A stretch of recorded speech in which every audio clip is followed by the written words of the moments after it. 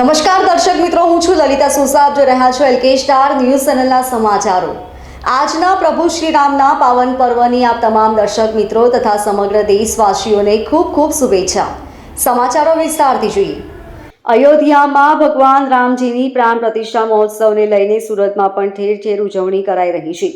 વેડ રોડની હંસમુક્તિ વિદ્યાભવનમાં વિદ્યાર્થીઓએ પણ કરી રામોત્સવની અનોખી રીતે ઉજવણી. શાળા દ્વારા 250 વિદ્યાર્થીઓને 3 કિલોમીટરની રેલી કાઢવામાં આવી હતી. તેમાં શાળાના ધોરણ 7 થી 12ના વિદ્યાર્થીઓએ ભાગ લીધો હતો. વિદ્યાર્થીઓમાં પણ રામોત્સવને લઈ અનેરો ઉત્સાહ જોવા મળ્યો હતો. વિદ્યાર્થીઓએ ભગવાન રામ, લક્ષ્મણજી અને સીતાજીની વેશભૂષા ધારણ કરી રેલી કાઢી હતી.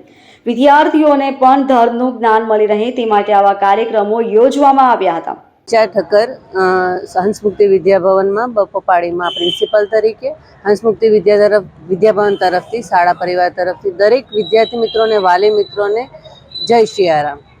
આજે શું આયોજન કરવામાં આવ્યું હતું? બસ આજે ખાલી શું કહે શાળા પરિવાર તરફથી 7 થી 12ના ધોરણના છોકરાઓની રેલી કાઢવામાં આવી છે અને એ દ્વારા શાળા પરિવાર તરફથી હિન્દુત્વ તરફ આગેવાન કરવાનું અને બાળકોની વસ્તુ ઉપર રિયલાઇઝેશન કરાવવામાં આવે છે કે આપણે હિન્દુ ધર્મને કેવી રીતે પ્રોત્સાહન આપે. કેટલા બાળકો જોડાયા હતા?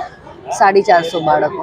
કેવી રીતે વેશભૂષા બાળકોએ રજૂ કરી હતી? બાળકોએ વેશભૂષા ઓરેન્જ ભગવા કલરમાં કરેલી છે અને એ લોકો દ્વારા લેઝિમનું પણ આયોજન કરવામાં આવેલું છે અને ડાન્સનું પણ આયોજન કરવામાં આવેલું છે. Bureau report, LK star news, Surat.